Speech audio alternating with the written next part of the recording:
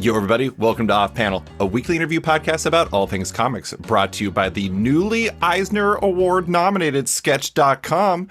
I'm your host, David Harper, and this week's guest is the owner of Maryland and Virginia's comic shop chain, Third Eye Comics. It's Steve Anderson. Thanks for coming on. Thanks for having me, David. Congratulations. That is super awesome. You were the first person in comics I've told, so keep it a secret, Steve. It's not out yet. I really hope they announce this before, otherwise it's going to be super awkward. That's why I'm not referring to what it is, just in case. But exactly. No, that's super cool, man. I'm super happy for it. It's well deserved. Thank you. So we're recording this on Tuesday, May 14th. It is a new comic book day. How's the day been for you? It's been good, man. Yeah, just rolling around, getting lots done, getting ready for the week ahead and running around like crazy, pretty good.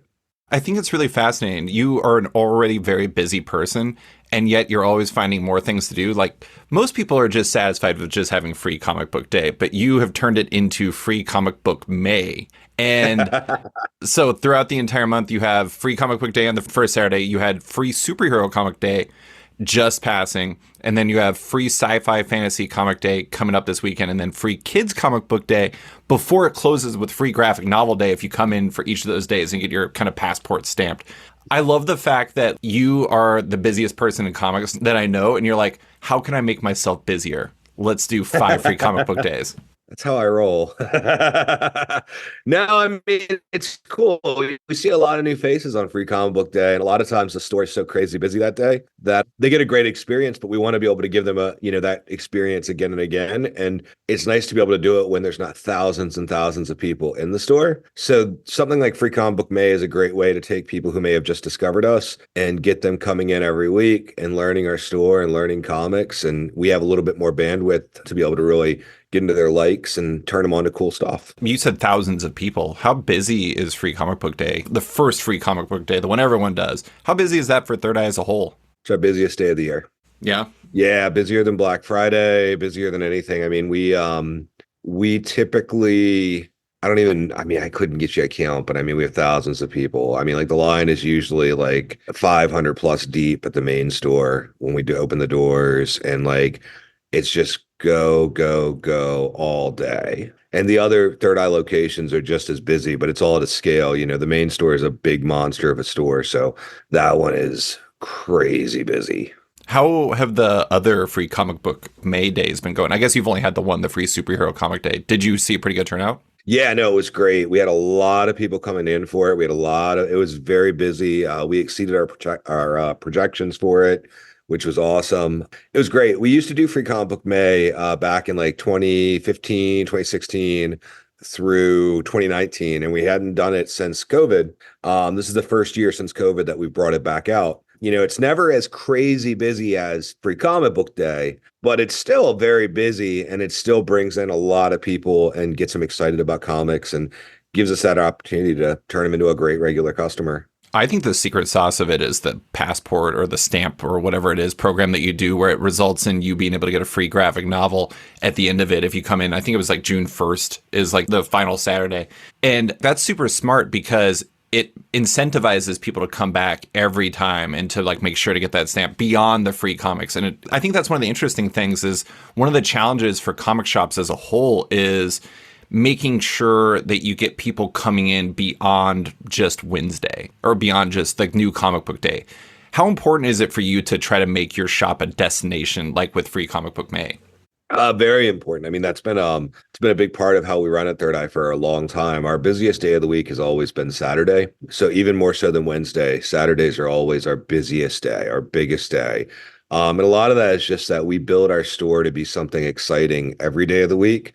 And while New Comic Book Day is very important and it's very fun and it's very special, we don't really like kind of build our week around New Comic Book Day. We want to have every day be something exciting and fun. And Saturday, just because that's when most people are out and about shopping and having a good time, that tends to be the day. That's interesting. I mean, it's not surprising because I've always heard Saturday is one of the biggest days, and it makes sense because that's kind of, I don't know. My wife and I, Sunday is like the kind of at home and do stuff day. Saturday is the day you go out and do stuff. I kind of feel like everybody's like that to some degree.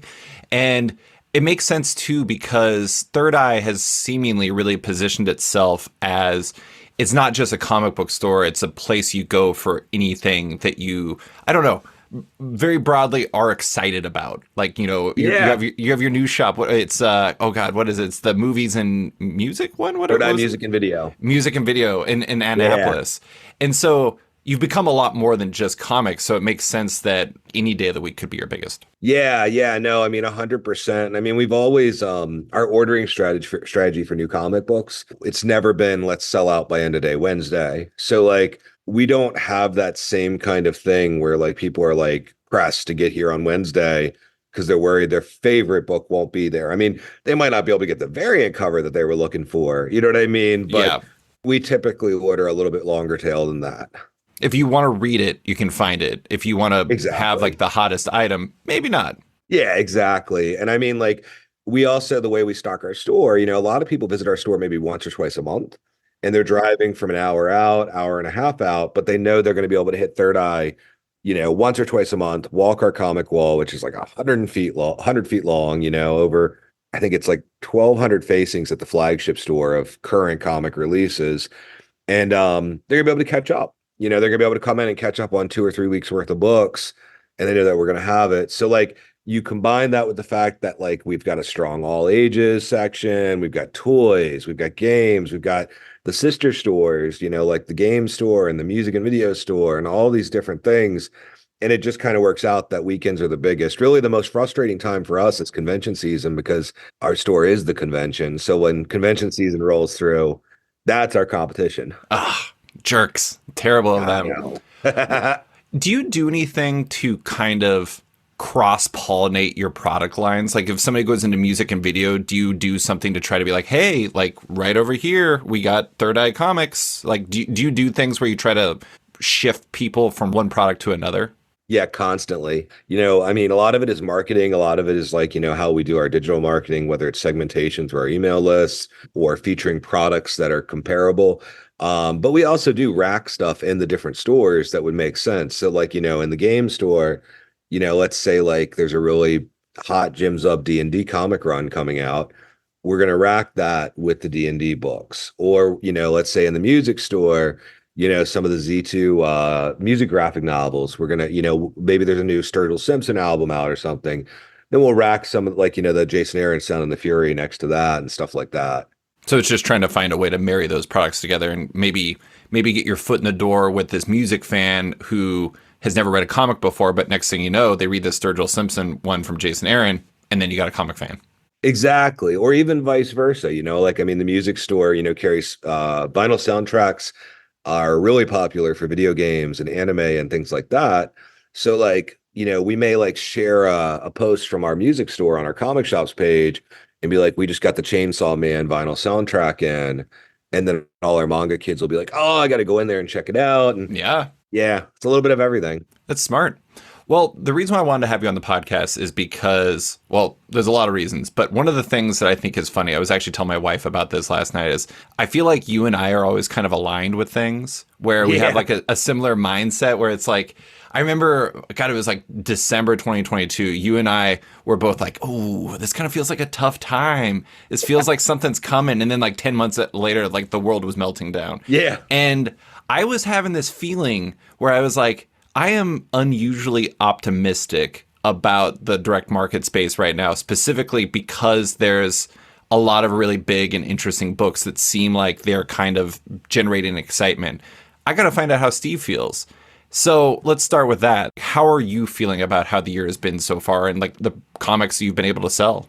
I'm feeling great, man. I think we're on an upward trajectory for sure. I think I noticed it going into, January. I could already kind of start to feel that being a thing, you know what I mean? Like just something that I could kind of feel like moving forward. Ultimate Spider-Man was obviously kind of like the like canary in the coal mine, I think. Yeah. But like I don't know, man. Towards the end of last year, I was feeling like this year was going to be a nice year for comics. I mean, I think 2025 is when everybody's going to see what you and I are feeling right now. Hmm. But I think that we're on the road there, kind of like how in 2011 and maybe the tail end of 2010, it was kind of the same kind of feeling where like everybody was like, oh my God, things are really tough, really bad, blah, blah, blah.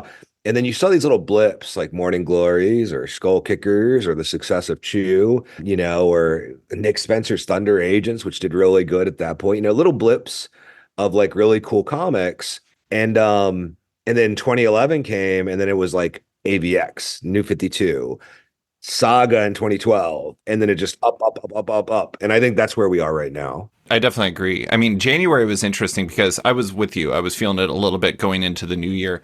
But January, you had Ultimate Spider-Man. I think you had that Ghost Machine kind of sampler thing that came out. Yes. That Yeah. was a big thing. I think there was a little bit of Last Ronin type stuff coming out. There was just like an array of comics that were coming. And I guess like to drill into like the specific books, you and I have constantly talked about the fact that like you need bangers. You need those books that are really going to get people excited. What have you seen on that front? Like, have there been any titles that have really stood out for you so far this year? Yeah, I mean, the success obviously of the Ultimate stuff. Ultimate Spider-Man, obviously, I think is kind of like one of those things that just has been dynamite, but like around it, the momentum of that has carried through the entire Ultimate line. So I mean, when you talk about bangers and it's content driven, like I mean, like obviously there was some speculation heat, but the people buying that book are excited to read it. Like Yeah, they're it's content driven, which is great. The Energon stuff, huge, hugely massive, consistently bringing in lapsed and new readers, like consistently, and it's just showing no signs of slowing down. Um, you've got these newer series that are kind of kicking off. Like the new Doom book that's coming out this week from Jonathan Hickman, like that's set to be a monster.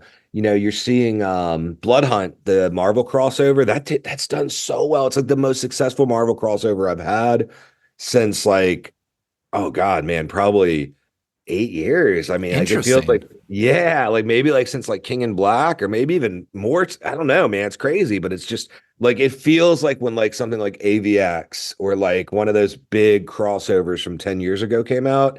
That's the kind of draw we're seeing with that. So, I mean, there's so many different things that kind of are in that wheelhouse, and there's no real consistent connector between all these different books that I would say are, sales bangers other than the fact that the content is exciting people. They're content driven books. It's not so much like it was 3, 4 years ago, where it was like a pop for like a book that was more, like a Fortnite book or something like that. You know what I mean? You get where I'm going? Yeah, yeah, because like the Fortnite book, you could never disentangle whether or not people were there for the comic or if they just wanted the skin that you would get if you got all the codes from it or whatever. Bingo. And so, like, Exactly. that's not to devalue it because I'm sure every shop that got to sell that liked selling it. But at the same time, they weren't, there's a real possibility those people wouldn't be coming back. I do have a connective tissue thing I wanted to throw out at you, and I'm curious as to what your thoughts are on this. The three big things in my mind from this year in terms of like breakout hits, and I don't really know how Ghost Machine is done, but it seems like Yeah, people are that's excited done about it. phenomenal. Yeah. So you got Ghost Machine, you got the Ultimate Universe, and you got Energon. Those three things are all very small, cohesive lines.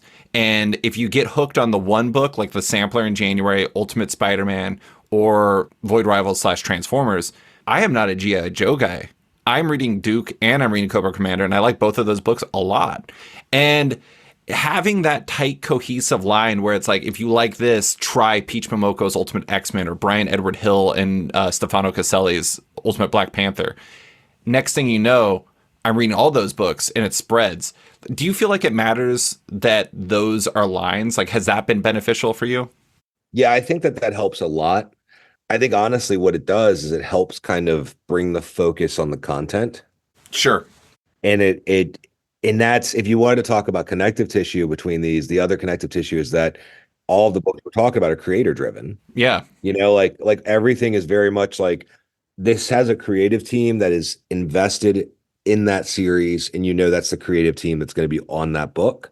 Like you said, Duke and Cobra Commander. I mean, a lot of people reading those are reading it because they're damn good books. And the line aspect, I think, makes it a lot easier to take something that may be, not quite as like, it's not the main flagship book, you know what I mean?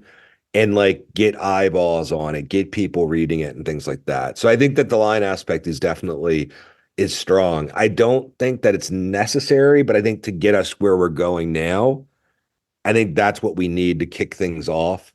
I don't think you'd be able to replicate this over and over and over again. No, and I know you've been beating the drum for the shift towards creator driven slash content driven needs to happen, and it's something you wanted to happen. You were saying that, I think, in my last retailer feature I did back in January, is you feel that change happening. Yep. And it is interesting to see, like, you have your Wednesday Warriors program, and I was looking at the kind of collage of titles that you had in there, and it was interesting looking at that and seeing like Spectrograph by James Tynan and Christian Ward. That's a distillery book, very creator driven. Even something like Space Ghost or like Thundercats or like the upcoming Yep. TMNT launch, all properties, but also very creator driven in their own ways. That TMNT book, I bet that's going to bring in a lot of new readers just because it's Jason Aaron and those artists that are on board there. Oh And yeah. very, very creator driven in a way that we don't always see. And that's not to defame stuff that came before, but it seems like it's building excitement because it's being born from great ideas. Yeah, I mean it's healthy because like it encourages people to read other books, it encourages people to discover new creators, and it puts the focus back on the creators. Think about it like this. If Thundercats or Space Ghost or any of those books came out at the height of like 2021 or 2020, it would have been different. You know what I mean? Like I don't think that it would have, because like a perfect example of that is Batman Spawn. Like I'm not knocking Batman Spawn at all. Like very cool book, super great, well put together. Does not lead to anything else, had no marketing to push to anything else. Like, like there's no spread in the back of that book that says, here's Todd's books, here's Greg and Scott's books for Batman. Go read these after you read this. It was more focused on, this is a landmark thing that you need to add to your collection. And then boom, we'll get you the next one next quarter. Whether that's, you know what I mean? Yeah. You didn't have anywhere to push anyone. Exactly. Exactly. This is all like, like Transformers will sell more Do Powerbomb. You know what I mean? Mm-hmm. Thundercats will sell more Declan stuff. You know what I mean? And so on and so forth. Obviously, Ninja Turtles will sell a lot of Jason stuff. You know what I mean? Yeah. I think Jason's going to have the biggest year of all for everybody, man. Like, I mean, he has so many bangers coming out this year. And such an eclectic list of them, too. That Uncle Scrooge one blew my mind. I think that he's going to be like, I think this is going to be a massive year for Jason. And I think next year is going to be even bigger. I think it's going to be cool. So we're talking about these banger books, these books that really draw people in or getting people excited. How do those books open the door for others? Because I think that that's the interesting part, is those are kind of like we were talking about making your store a destination store. Really great comics make every comic a destination store, and having those headliners seems like it makes a real impact. Is that kind of what you see? Is there an area of effect that comes with them? Yes, absolutely. I mean, number one, you want to have one exciting new book, whether it's issue 3 of a series everybody's loving, like Transformers or Blood Hunt, or issue 1 of something brand new, like Doom this week. But you want to have something each week of the month that's cool, because that helps create the habit of visiting the store every single week. And if they visit the store every single week, they're more likely to take recommendations and read other cool stuff, So like, there may not be other bangers out, but if somebody's coming in for like, let's say Blood Hunt number 2, and something like, I don't know, Creature from the Black Lagoon number 1 just came out, it's going to be a lot easier to hand sell that issue, because you're seeing that person and you're building the rapport and the relationship with them week over week and learning their likes and their dislikes. Whereas if somebody's only coming in once a month, they've got their stack, they've already got everything they need for the month. And you don't have as much time to kind of grow that level of relationship with the readership with them. I mean, that is absolutely essential. I think we've talked about this before. One of the things that used to infuriate you, if I remember correctly, is when there'd be like 5 big books in a month and they're all in the same week. And you're like, what am I supposed to do with that? Come on, guys, spread this out. Yeah. You want to, like that's the thing. You want to have something every week. You need to have a main event. It's like, like, you can't have, I mean, everybody does it. Like, you don't have headline, like, if you have pro wrestling, like they're not going to do Monday Night Raw and have all their big events that one Monday of the month. You know what I mean? Like, yeah. Got to build around it. How do you market and push all these big launches? Because if the objective is getting people in the door, you got to have awareness. I know you have your chief marketing officer and Emma Longfellow. Like, what do you all do to try to like move the needle in that regard? Yeah, I mean, so what we do is we'll sit down and Emma's so awesome. She's a killer when it comes to this kind of stuff. Like we'll sit down and we'll line up like basically like what are the titles that look exciting? And we'll do that at the start of a quarter. You know what I mean? Like and then we'll even map out what's going to be exciting in the next quarter that we know about. So you're projecting like months out at a time. Oh yeah, yeah, 100%. Like I mean like and we have, touch points basically where we're like, okay, cool. This, May 8th, Doom. You know what I mean? May 1st, Blood Hunt. Your May 15th, Doom.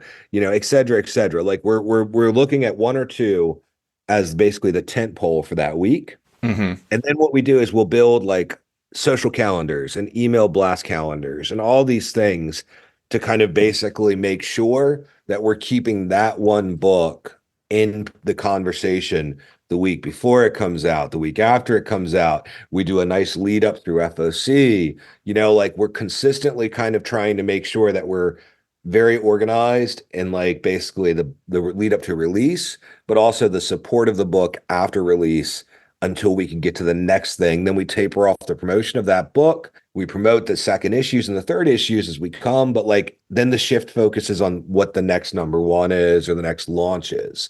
And I'm really excited this year. I'm having a lot of fun because I didn't have content to do this with for like 5 years. Right. You know what I mean? Like there hasn't been a calendar like what we have in 2024 in a few years. So like it's great. Like we've got almost all the way up through like August, like mapped out, it's awesome.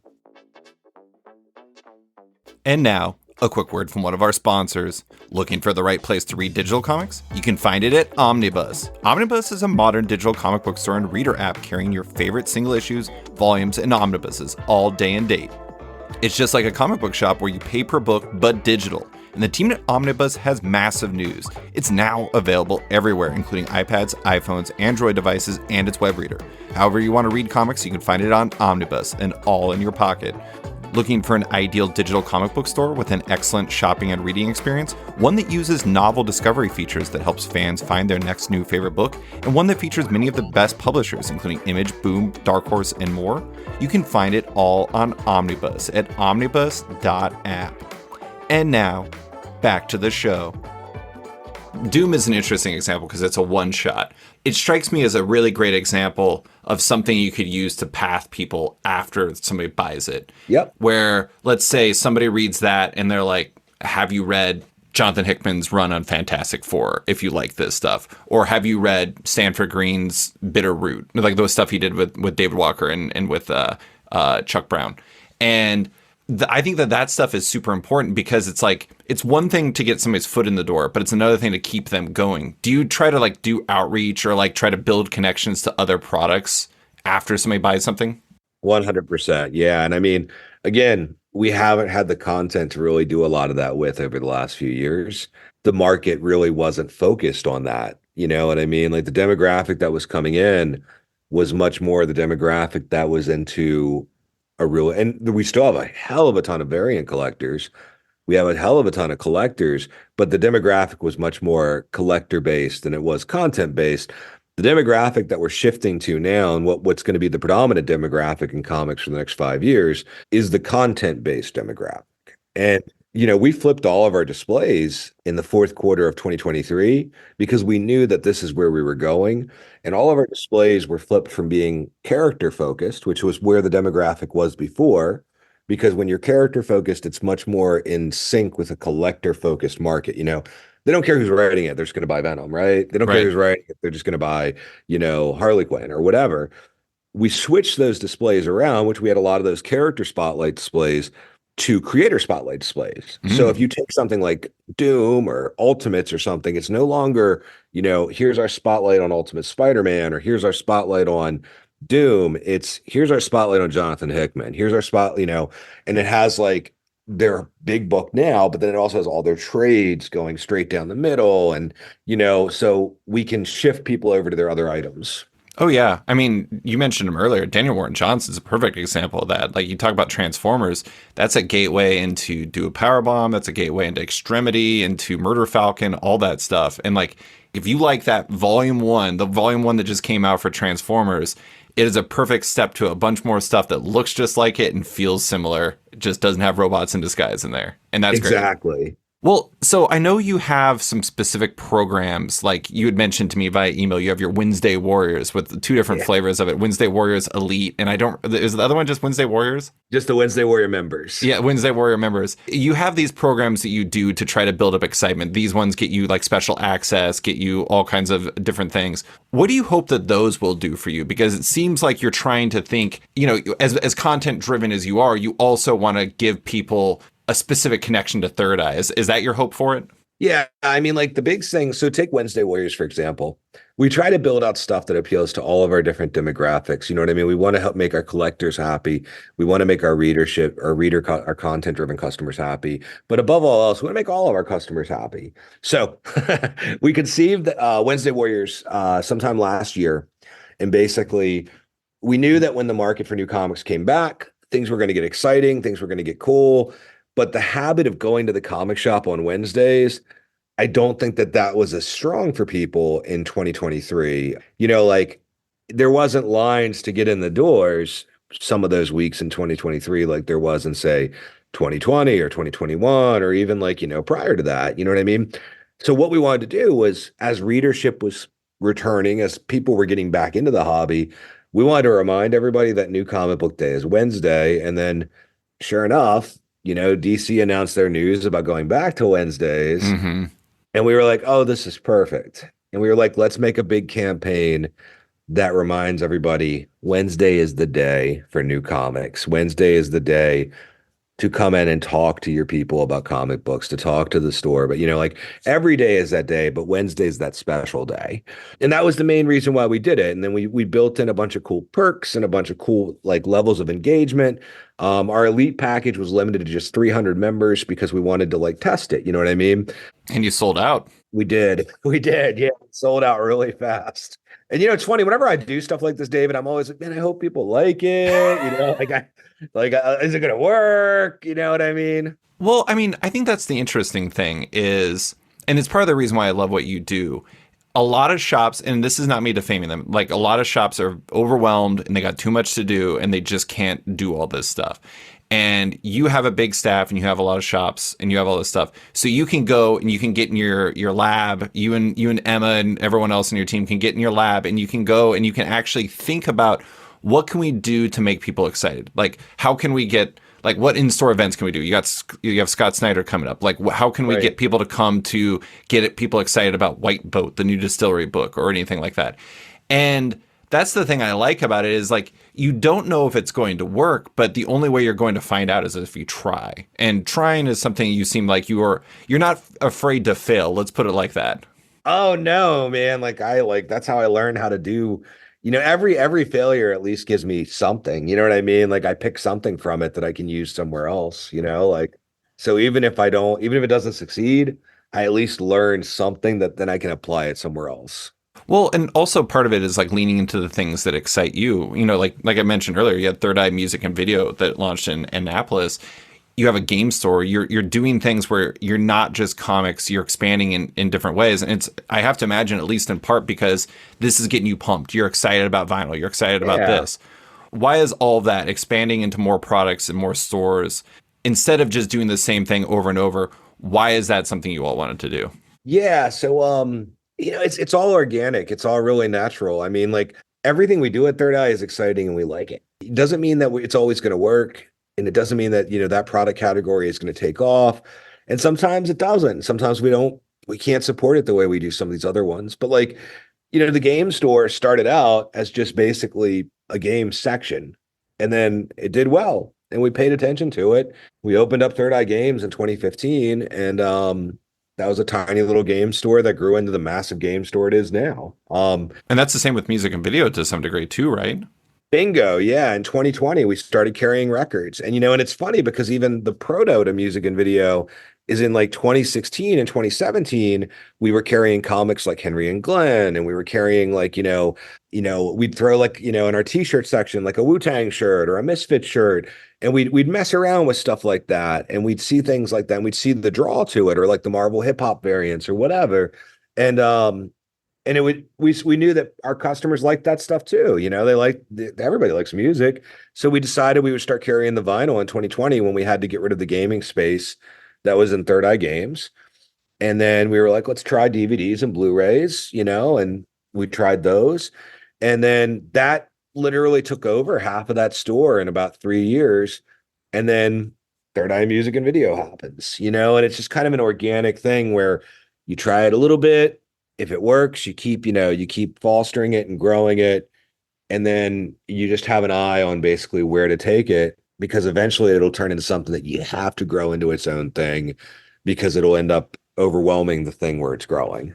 Right. That's the hope with all this stuff, whether it's like your marketing programs or whatever, is you get in your lab, you try to figure out what might work. If it starts working, how can you make it even better? And that's what you're doing. Yeah, and I mean the goal is to make it so that like basically like all this stuff, like it all has the same common thread. It's physical media, it's comics, it's and even more so than that, it's got the same common thread, that it's stuff that people are passionate about and things that they love. And that's really the thing, like, I mean, so it makes sense for all these things to be under the same roof. It's just, it takes a lot of time to do it. Like, I mean, like we've seen other stores that, and no shade on them, but we've seen other stores that will do, well, they'll see, you know, okay, cool. Yeah, let's try that, and they'll get disappointed or frustrated because they'll try it and it doesn't work. But like, there's a lot of building blocks to make it work. Like, you've got to really like, you test here and then you test there and you test there. And like,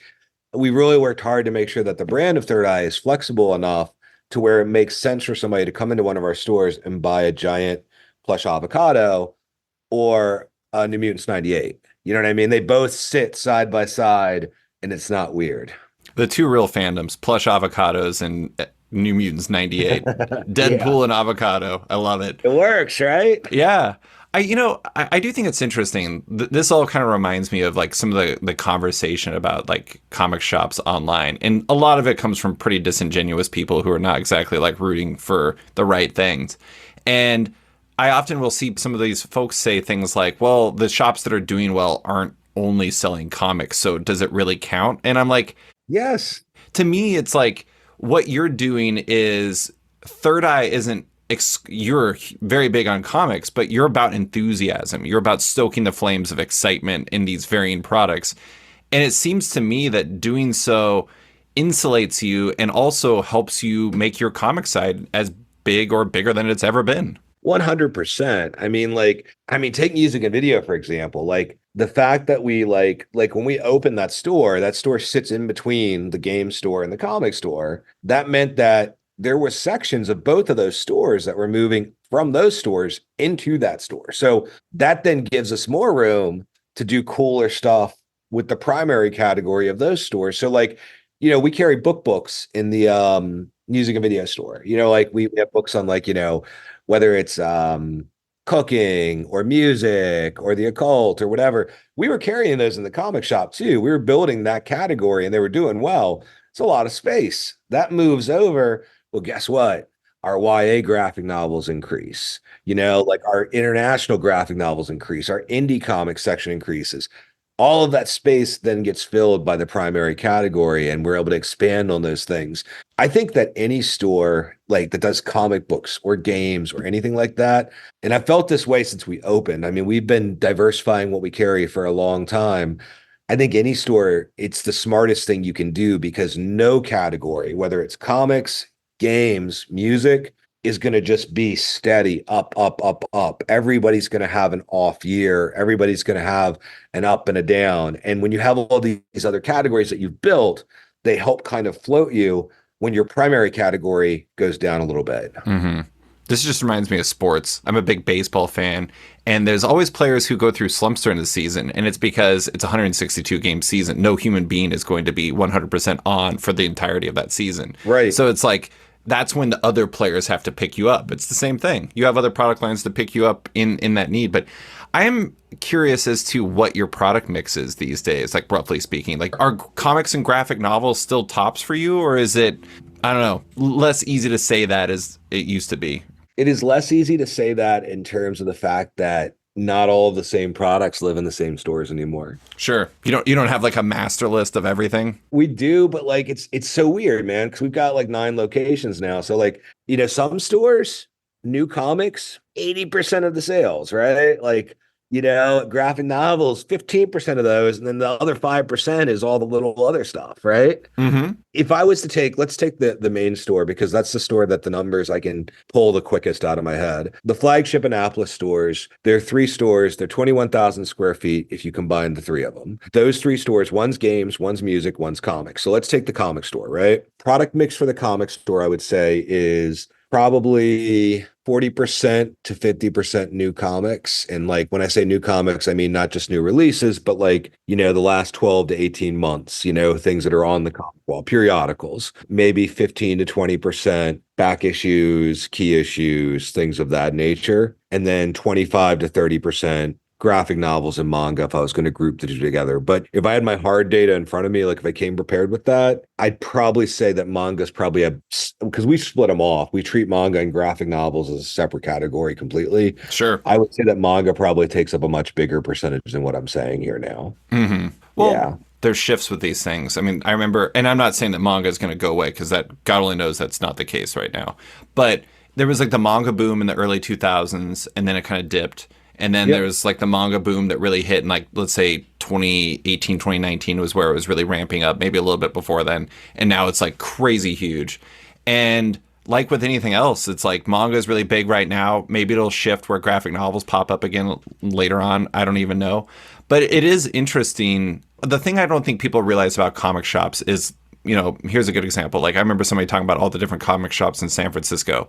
And if you go to San Francisco and you go to all the different shops there, you're going to find completely different product mixes in each of them. Like in one of them, they may not sell Spider-Man at all. In one of them, they may only sell Spider-Man. And that's the Right. nature of comic shops. And I'm sure you see that in your shops to some degree too, where there's huge variance from place to place. Yeah, 100%. It's one of the most frustrating but awesome things about our business because especially for us, we're a chain, we've got all these locations. You want to be able to standardize them. You know what I mean? You want them to be able to say, okay, cool. X percentage this, X percentage that, X percentage this. Take the But you square can't. footage.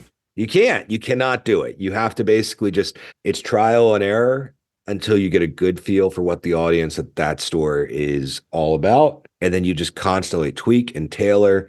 But that's also the thing that makes comic shops so cool is that even in a chain, you can't truly standardize the experience. It's fun. It's interesting. That's the biggest challenge. How long does it take for you to really kind of dial it in after you open a new shop? It's tough. I would say it's probably 2 to 3 years before I feel good about it. You know what I mean? And even then, like, you know, sometimes it takes longer because there's X factors. It depends on what's the proximity of the store to home base. Like if it's a store that's very close by and, myself and some of my more like seasoned people are eyes on that store, in that store, dealing with the data, able to go into that store, work with the customers, it could take maybe 6 months. We've got, like one of our newest stores was our College Park store.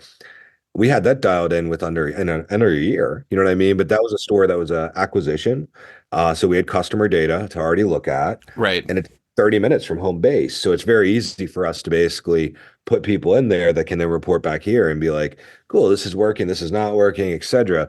Our Virginia stores, one of those we've had for about 5 years, and I'm still figuring it out. You know what I mean? It doesn't make money. Yeah, it makes money. It's not losing money. It's profitable, but there's profitable, which I mean, some people are like, cool, I'm happy with just that. That's great. And I mean, obviously you want to be profitable, but like, then there's like a weird, like, I don't know how to describe it. It hasn't reached its apex yet. Yeah. Like all I can say is I want to be happy with it. And I'm not happy with it yet because I don't feel like I'm able to rock it like a video game, like I am the other ones. Oh, yeah. No, that totally makes sense. Yeah. I mean, with your College Park one, that makes sense too, because I imagine because that was a previously existing shop that you acquired and then you changed over to Third Eye branding, that was a location that already had an established customer base. Beyond the customer data, those people are also likely to come back. So it's like that previous customer data probably looked pretty similar to what your follow-up customer data looked like. Exactly. And we shared customers with the store that we had acquired. So we already had an idea Mm-hmm. of what the market was like there. You know what I mean? It's really different. Every store is different. So going back to the content side of the thing, even though I hate that word, I don't know. Content is descriptive, but it's just like it makes me feel gross. Yeah. Going back to that side of things, we talked about the bangers. What else is working for you in general? And it doesn't have, I mean, like, are there any products, whether it's manga, graphic novels, anything like that, that has been really transcendent for you this year? Or maybe not transcendent, but just good. Graphic novels. Yeah. Graphic novels have been trending up since probably the second half of 2023. And it's evergreens, image volume ones. You know what I mean? Like the demographic that's coming in now, that's where they're going. The manga kids will jump over to graphic novels. Like, I mean, graphic novels as a whole are trending up. A lot of the Marvel stuff that was not selling as well before is now once again popping off, like your Spider-Gwen trades and your Avengers trades, your Jonathan Hickman trades, all of those things. So I'd say graphic novels is probably like the standout. I mean, I think we're moving back to a time period. Remember, you've been doing this a long time. So remember, like in the 2000s, like the mid 2000s, when most shops didn't have back issues. hmm I mean, some shops still don't have back issues, but yeah, yeah, Well, yeah, but it came back hard. Like everybody got in the back issue game, it felt yeah, in 10 years, right? yeah.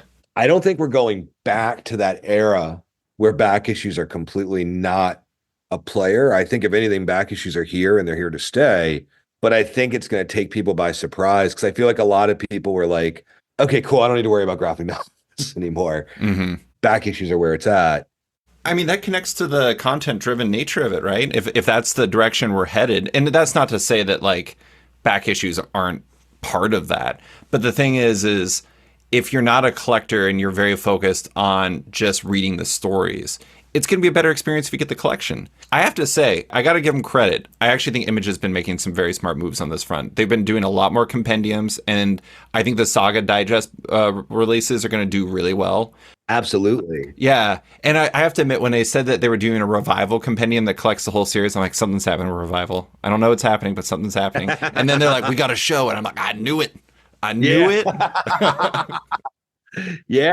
Tim and Mike, I knew that something was coming, but I think that type of stuff, like that's like going in the lab. It's like, how else can we maximize our great comics that we already have that maybe people haven't discovered yet? Like Saga, if you make a digest version that, you can rack it near your manga stuff, next thing you know, an entire new audience that's going to love this is going to discover it. And I think that's great. Yeah. I mean, like, I don't know if this is conscious or not on Image's part. I mean, they're really a bunch of smart people over at Image for sure, and they just get smarter and smarter. But it almost feels like they're looking at like the model of like Viz or Kodansha hmm and following that. The new properties are coming out in, the regular trade format. They get to a hardcover, etc. But then they're revisiting like their evergreen properties and they're saying like, oh, Revival, that's one of our biggest sellers. That's a damn good book. We need to reintroduce it again. And then they do like a nice, affordable compendium of it. That's the same thing that you're seeing in manga and you've been seeing for the last 15, 20 years, where like, Knights at Sidonia might be tearing up the shelves, but then they'll put out like Blame or something in like one of those nice oversized editions and reintroduce it, or vice versa. Yeah, and it helps you find a new audience. I think, yeah, Exactly. I actually wrote about that, I think or a couple weeks ago. At some point, I wrote about it, where it, like, Image was very much focused on the trade to hardcover route, and that was the route. But now it seems like they're really like, in a lot of ways, it kind of feels like led by Skybound, what they did with Invincible and with Walking Dead and everything. 100%. And it's like we see the success of those books. Like, how can we apply that to other books? I'm still waiting for The Wicked and Divine to get some. That has a compendium coming for sure. It'll happen for sure. I mean, Skybound definitely is responsible. I mean, like Robert Kirkman's probably one of the smartest people in comics, if not the smartest. I mean, He's always in his lab.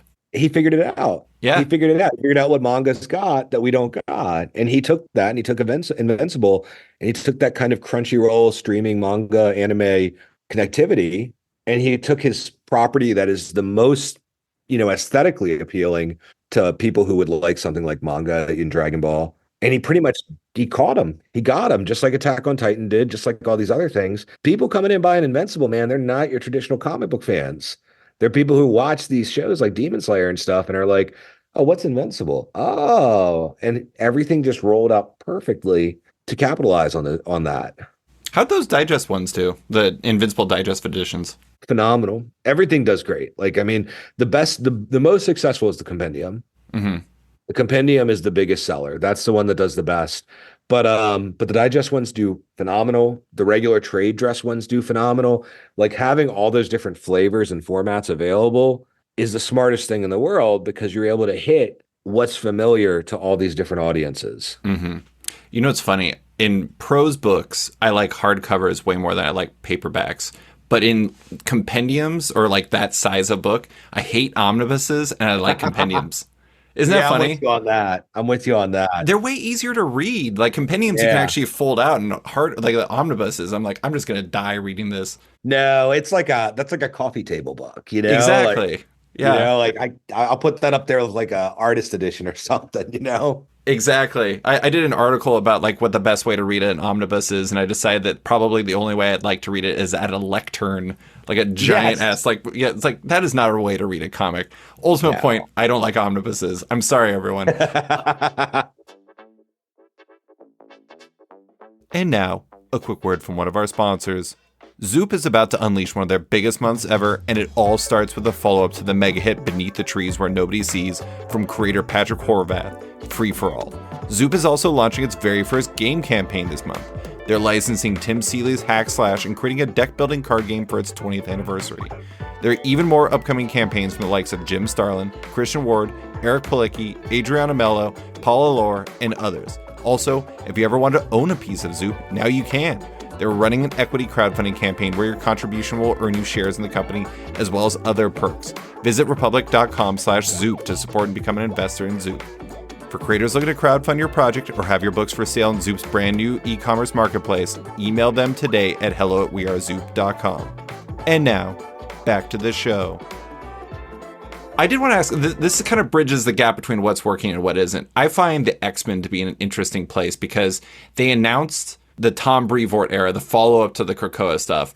And I heard from several retailers that despite the fact that the response online was to some degree fatalistic, they're just like, I can't believe they're getting rid of Krakoa.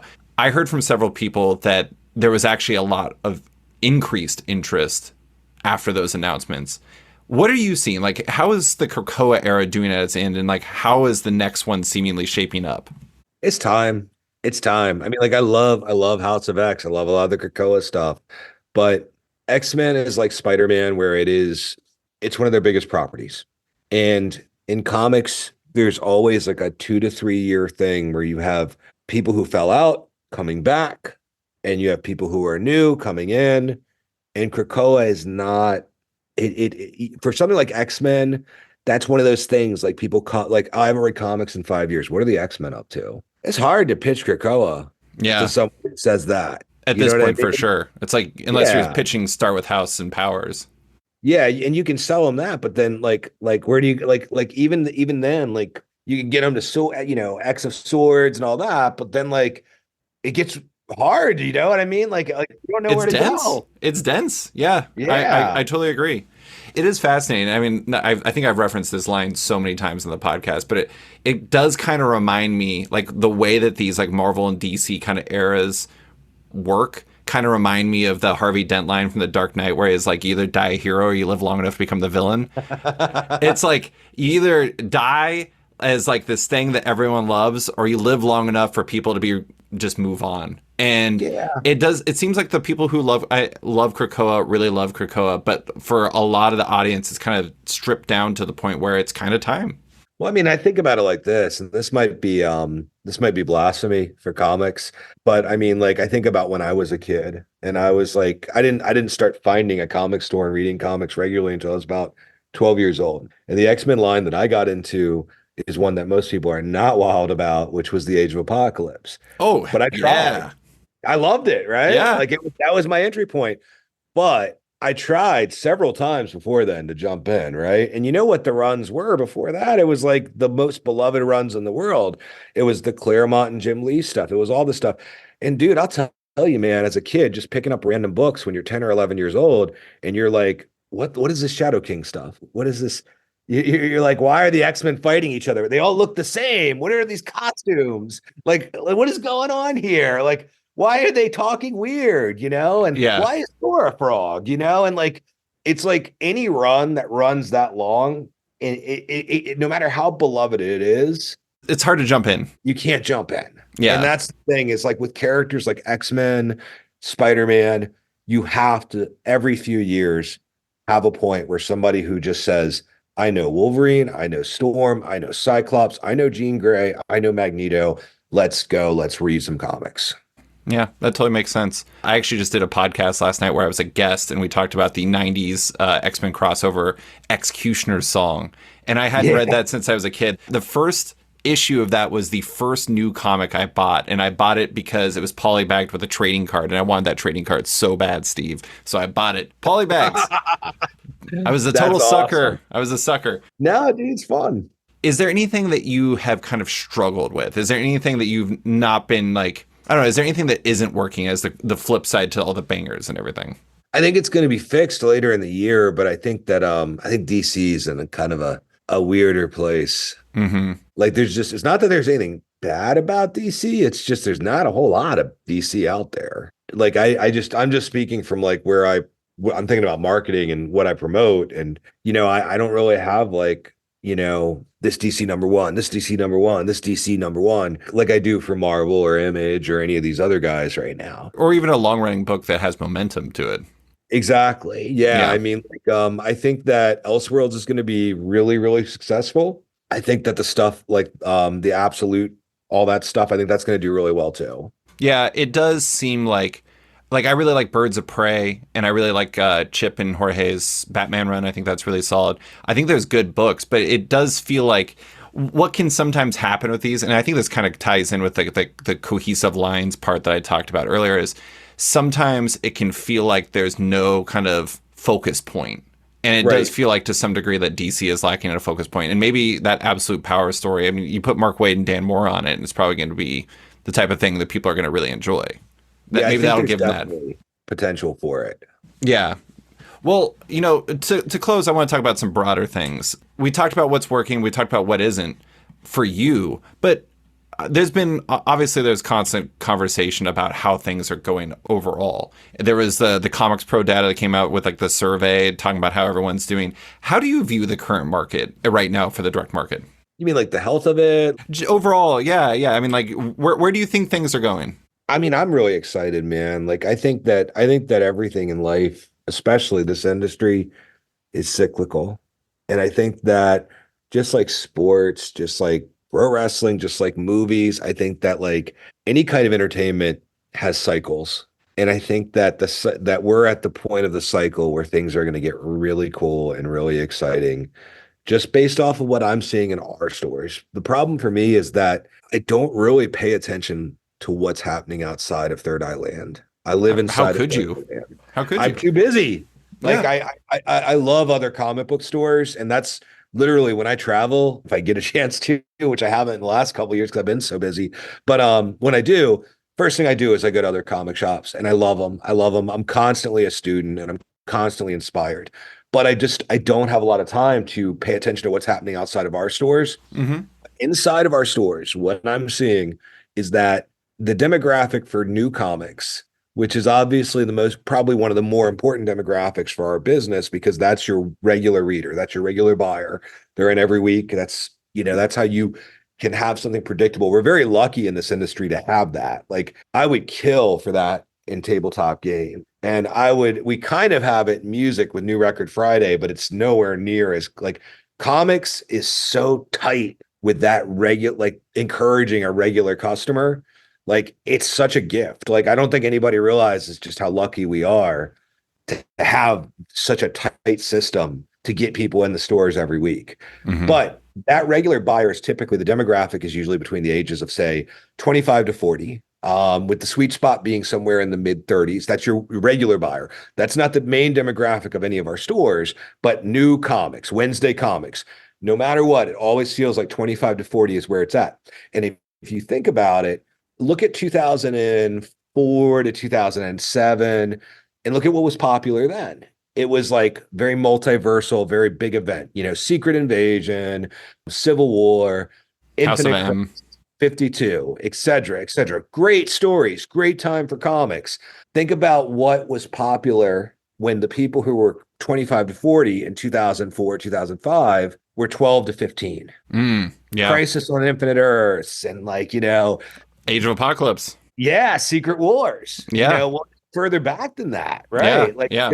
yeah. So whatever resonates with somebody when they're between the ages of say like 12 to 15, whether it's music, whether it's movies, whether it's comics, that's what they always are going to have the soft spot for. And comics is such a nostalgia business in that sense that that is what's going to predict what rocks the stands for New Comic Book Day. Around 2017 to 2018, we saw the rise of the collector market once again. And that's because everybody who was 25 to 40, that sweet spot of say 30 to 35, was about 16, 17, 12 to 17, maybe in like 96, 97, 98. Right. Spawn the movie, Corn, variant covers. Mm-hmm. Well, what was the most popular book in 2018? Venom. Yeah. What about the rise of Todd McFarlane, the return of Spawn? I mean, like Spawn was not selling that strong before then. And I love Spawn. I love Todd. But like that was because that demographic was then the primary demographic for new weekly books. Now you look at where we're at now, and you got to look and say, okay, it's 2024. All these people that are between 25 to 40, where were they when they were 12 to 15? It's interesting you say that because, yes, sorry, I'm interrupting. No, you're good. Go ahead. New 52. New 52. New 52. Walking Dead. Chew. Saga. Ultimate Spider-Man. Saga. Mm-hmm. Secret Warriors. All of that stuff. And what does all that stuff have in common? It's content driven. Yeah. That's where we're going. Yeah. It's funny. I was talking, the podcast that I talked about Executioner's Song on last night was with two people who got into comics because of New 52. Right. And I think that that's an interesting thing because I think that like, I don't know, not to make this too New 52 centric, but I actually do think that people really underrate how big of a moment that was for bringing new readers into comics. It was massive. It was massive. It was so massive. And it got people excited. They did a ton of marketing. And the thing about it was, I always say, and this is funny, like obviously the biggest, most benefited person or entity during that was DC. But if there was a number two, my argument is it was Image. And it was Image because it got people in the comic shop and they're like, all right, I've checked out X, Y, and Z. What else should I read? And somebody's like, you should read Chew, or you should read Saga, or you should read The Walking Dead, or you should read Sex Criminals, or whatever, once they were in there. And that was probably a little early for Sex Criminals, but whatever. My point still stands. No, it makes sense. Yeah. And so I do think it's interesting. It kind of reminds me of Chuck Rosansky from Mile High Comics always had this 30-year cycle thing where it's like it comes back in 30-year cycles. And it is kind of funny because then you got X-Men 97 right now that's popping. And I do think that your theory and his theory kind of live together as like these collective things where it's not that it's always nostalgia driven. It's just like you want similar feelings. It doesn't have to be the same thing. It just has to give you that same vibe. Yeah, it's what and like that's where you kind of like you're going, and like that's why I feel really good about the direct market, because the best direct market to be in is that direct market. The collector's direct market is great. I'm not going to be like bummed about that at all, but it doesn't have a substance to it. You know what I mean? Like you want people to be excited to read comics. Exactly. When they're reading comics, there's so much more you can do than just selling them, an issue based off of pure value. This is why Tim Seeley and Tony Fleeks were geniuses for doing Local Man, a comic that is more 90s than 90s comics. Yeah, I know, right? Yeah. To tie this all together, I do think the interesting thing about this is it's hard for shops in general, broader sense, the royal comic shop, all of the comic shops, to pay attention to all this stuff and to know where this is coming, or know when this is coming and where it's coming from. Like you do a lot to try to pay attention to this stuff. But it seems to me that if there's one thing that ties everything together, it's that you can't always accept that yesterday or even today's answer will be tomorrow's answer, and you need to be fluid and you need to respond to things accordingly. Yes, 100%. And I mean, like, the first thing we tell people when they join team, like the Third Eye team, and they come in, is we say, you want to be excited about what your customer is excited about. You are there for them. You are there for the reader. And that goes back to it. You might not like, I mean, there might be retailers who hate a content driven market, and they want like the collector's market. There might be retailers that hate the collector's market and want a content driven market. But you know what? It doesn't really matter. I mean, like, look, man, if I sold only the stuff I was excited about or liked, it would just be 100 copies of that Love and Rockets box set that's sitting on your book there. Yeah. Like that's my bread and butter. Like I was a 90s alternative kid who loved stuff like that. I'm really stoked about the new Peter Bag comic. You know what I mean? Like I like indie 90s indie comics, but like, let's be real, they're not always going to sell at the level. You know what I mean? Like, it's a niche, and the people who are into it, great, that's awesome. But you learn that early on that it's not about it, when you can marry it and you can recommend something that like for example, I like Mobius a lot. If I've sold somebody a bunch of cool comics and I've sold them some cool Hickman comics that I really like take Shield, for example, that's a good crossover to Mobius. And East to West. East of West, that's another one. Like, if I've sold them those and then they're like, okay, cool, I trust you, this is cool, and I'm like, well, here, check this out, then that's cool. That's like a nice little treat. You know what I mean? Like, it feels good. But the thing that is the mission statement is to listen to what the customer wants and make sure they're getting what's going to excite them and make them happy, and keep reading comics. I love it. Great advice from a dude who knows what he's talking about. But Steve, that is all I have for you. Thank you so much for coming on to talk about Third Eye and everything you do. I really appreciate you taking the time. Yeah, man, 100%. Hey, everyone. Before we go, I want to take a second to talk about something I mentioned in the intro of this episode. Sketched, my subscription comic site that Off Panel is a part of, was nominated for an Eisner Award this week in the Best Comics-Related Periodical Journalism category. Needless to say, I'm pretty excited about that news, and it's all part of my long journey as somebody who's been writing and podcasting about comics, or rather writing or podcasting about comics for 15 years now. It is an incredible honor, and I just want to say thanks to everyone who listens to the show before I go. Off Panel's name may not be part of that nomination. It may just say Sketched, but Off Panel is a central part of what I do. And everyone who listens, everyone who rates or reviews the show on their podcasting platform of choice, everyone who backs the show on Patreon, even just the people who tell others about an episode they might have enjoyed, you're all part of that story. So big thanks to each and every one of you. It means a lot that you all support the work, however you choose to do that. Thanks for listening to this week's episode of Off Panel with retailer Steve Anderson. You can find him at Third Eye Comics in Maryland and Virginia, and on its social media presences and website. Big thanks to Deanna Chapman for stepping in to edit this episode. If it sounds better than usual, it's because of her. Love Off Panel, want to support it? Subscribe to the podcast on Apple Podcasts today and give the show a rating or review while you're at it, but 5 stars only. You can also support the show by backing it on Patreon. Find the show at patreon.com/offpanel. And when you back it on there, you get early access to each week's podcast as well as weekly content and more. Want even more? Subscribe to my subscription comic site Sketched at sketch.com for long-form articles, interviews, and the rest of the site's content. You can find Off Panel and Sketched on social media by following on Twitter and Instagram at @sketchcomic or following me at @slicefriedgold.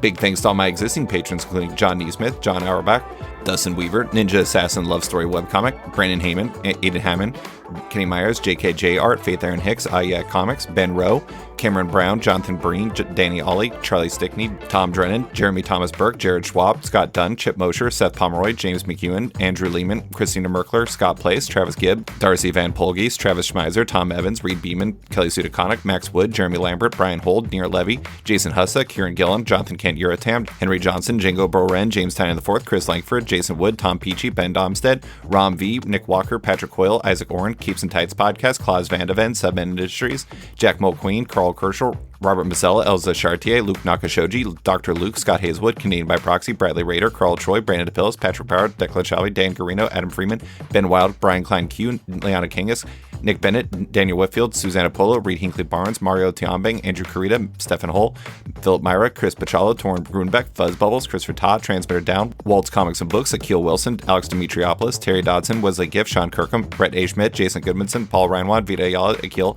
Philip Seavey, Al Ewing, Ryan Alcock, David Kelly, Nick Plato, Matthew Groom, Jason Massey, Adam Bogart, Matthew Taylor, Nick Patera, Jacob Sorelli, Ford Gilmore, David Brawley, Nick Hall, Bjorn Basin, John Hendricks, Ian Maxfield, Cliff Chang, Paul McMahon, Adam Highfield, Fiona Staples, Mark Abnett, Michael Shirley, Tom Barnett, Jim Demonacos, Norbert Nick Lowe, James Kaplan, and Mission Comics Art in San Francisco. You guys are all the best. A quick thanks to Wolfpack for letting me use their song Outro as the show's opening theme, and to Upright T-Rex Music, who wrote, performed Off Panel's outro and ad music just for the show. Check out the music on Spotify because it's completely delightful. Thanks for listening, and tune in next week for another episode.